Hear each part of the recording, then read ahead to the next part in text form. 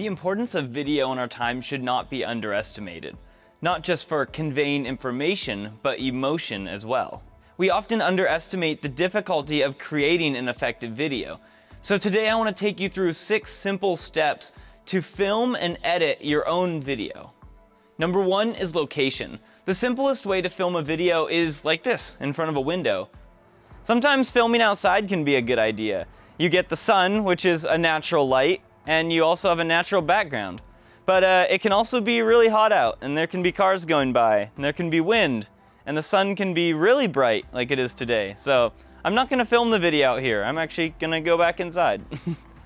You just want somewhere where your lighting is acceptable and where your background isn't too close to you. If you're inside trying to get nice lighting for a video, which is always important, standing next to a window so that part of your face is lighter and the other side is darker could go a long way in making your face look just more three-dimensional and less flat in your video. This will probably take some trial and error. A good rule I've learned is to have your window to the side and then your camera either straight on or from the other side of your face so that you're filming the dark side, just so that you get more depth, like I said. Number 2 is filming. If you don't have a digital camera, there are other alternatives. Some smartphones, such as the one I have, an iPhone XR, will shoot better video than many consumer digital cameras. In this case, I'm using a Sony a7 III, which is a little bit nicer camera, but for what you're doing, you can get away with probably a cheaper digital camera or just using your phone. Number 3 is audio. The first thing I'll be going over is the microphone. Now, you can have the nicest looking video ever, but if your video sounds terrible, it's gonna ruin your entire video. In this video, I'll show you how to use the same mic I'm wearing. It's a lapel mic or a lavalier mic, and it's just purchased off Amazon. This one's a little bit more expensive at around 60 bucks, but you can get them usually between $10 to $30, $10 to $30 US. And there's different ways you can do it. You can record straight to the camera, which in that case you'll need an extender cable. You can record straight to your phone, which is the same idea. You'll need an extender cable as well. You can record to your camera and to your phone, which I've done before, or you can record to an external recorder, which is what I have here, a Zoom microphone.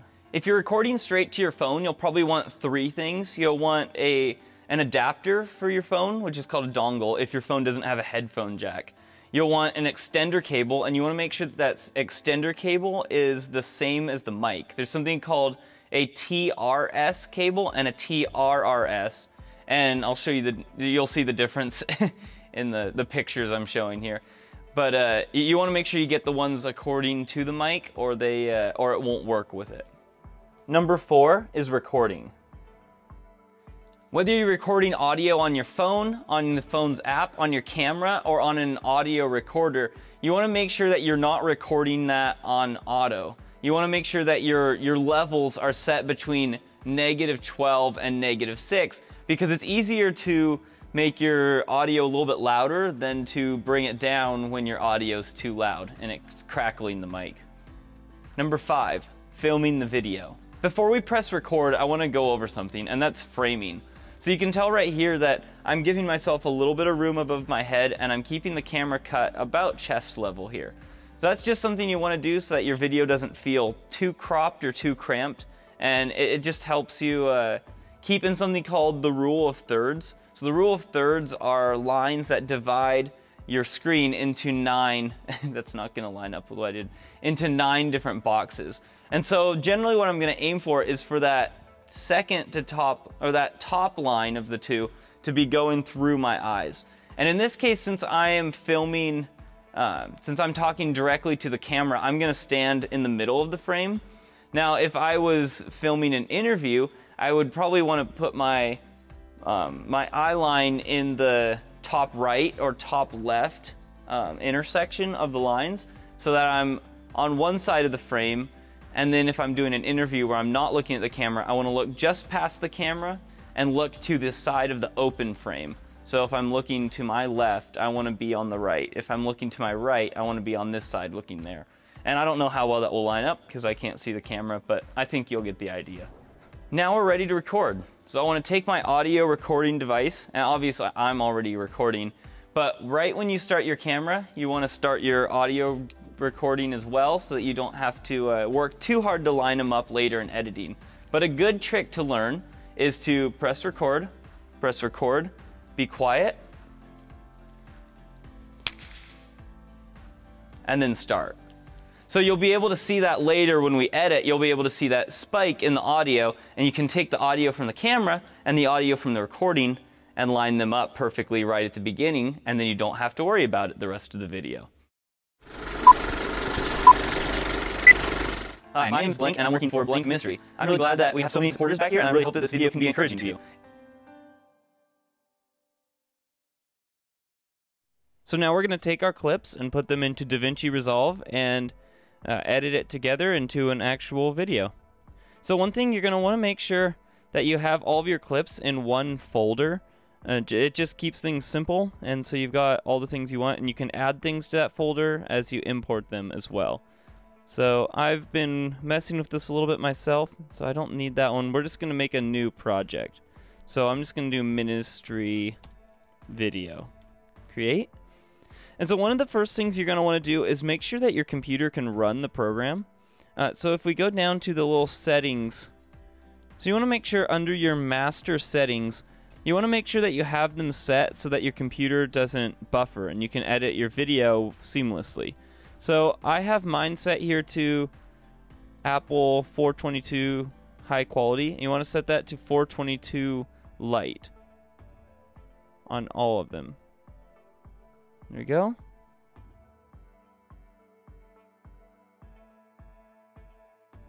And then down here you have the enable background caching. You want to set that down to 1 as well. I'm going to press save. And then another thing I can do is go up to the playback, make sure I have used optimized media if available. I can also change the quality at which the video plays back. So I'm going to put it at half, just because my computer is a little bit slower. And then render cache, we want to put user. So we'll set all those later, just to make sure that the editing process is smoother and more seamless. So then we want to take and import, file, import, media. I'm going to import all of my clips I have here. Alright, so we have our camera. I have two cameras in here. I have my front camera, my side camera, and the audio are recorded on the external recorder. I have some extra B-roll that I plan to put in just to show you how to do that. So first I'm going to take these 3 main clips. I'm going to drag them.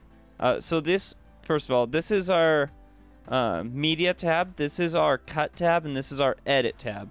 So I'm going to spend most of my time in the edit tab. It's just a little bit easier to navigate. I'll go back to media pool here, and I'll drag my 3 clips into here. Okay, so I'm going to use this the plus and minus to make this smaller so I can see it better. I'll take and drag, I want that underneath, bring my audio down, drag that underneath, bring the audio back one more, and we'll put these all on top of each other so they're stacked. I'm going to select them, go to clip, and then auto align clips based off their waveform. So this is to make sure that the audio is all synced up so that your lips match your audio. And once I have that, I no longer need the camera audio anymore. I just need the audio off the recorder. So I'm going to right click and press link clips and then make sure they're unlinked. I don't know why I have to do it twice, but for some reason I do. And then I'm going to take these bottom ones now that they're no longer linked to there. Otherwise, before, if I delete the bottom, they would also delete the top. I'm going to get rid of those. And now I have my audio perfectly aligned with the video that I shot. The next thing we're going to want to do is cut out the parts of the video that we don't need. So the very beginning part here is me talking about how to set up. So there's where I clap. And that's if we didn't have the auto align. This program has auto align, but otherwise we would have just compared the 2 clips to see where the clap happens. Anyway, so here's where I start. I actually want to select them again and then link them together so that my audio stays with the videos and I don't accidentally mess it up. So I'm just gonna cut out the pieces I don't want. So I'm gonna cut right before there. I have them highlighted, and then I'm gonna do Command or Control B. I'm gonna split the clip there. I'm gonna delete the front video, and then I can make this smaller. Take it and drag that back to the front. There we go. So now we'll go back to the front, zoom back in. Yeah, so I stuttered around there trying to figure out what to say. So I'm just gonna cut out that middle. I can guarantee you that's gonna happen in your videos as well. You figure out there's things you wanted to say and things that later you realize that you didn't want to say. I'm going to take these and drag them back over to match. Oh, and make sure you don't go too far or you'll overwrite your other video. Alright, so then I'm going to cut that in there. Okay, so I realized at some point in there I accidentally deleted this first section, so I just had to go back and recover that. But anyway, we're back to where we were. So what I'm going to do here is I'm going to add a title. So I'm going to go to the Effects tab here, and I have my toolbox, which has my transitions, my audio transitions, titles. Just a bunch of things you might end up using eventually, but right now we're really just going to be dealing with the titles and the video transitions. So let's start with a title. I'm just going to do a simple title that goes in the middle here. And we'll title that Blank Ministries, just for the sake of the video here. So I'll get rid of that, just because I like being able to work with the full timeline. What I'm going to do is I'm going to add a little bit of a fade in, a little bit of a fade in to match. Like that. Okay?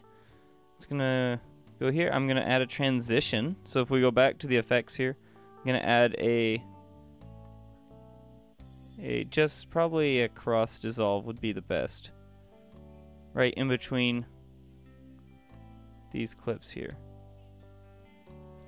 Okay, so it looks like we've got a little bit of buffer, so I'm actually going to go do two things. First of all, I'm going to actually, before I cut my resolution down, I'm going to right click. I'm going to go to Generate Optimize Media. So this will be helped when we set our settings to a lower quality so that our computers can keep up. So my computer is struggling with the screen recording going and with DaVinci going, so you're just gonna have to bear with me a little bit on some of these. We'll try and keep it nice and simple. So basically I'm gonna switch camera angles whenever I made a cut, and then also just switch back and forth whenever it seems natural as well. I want to make sure these are unlinked again. I'm going to take and drag this back.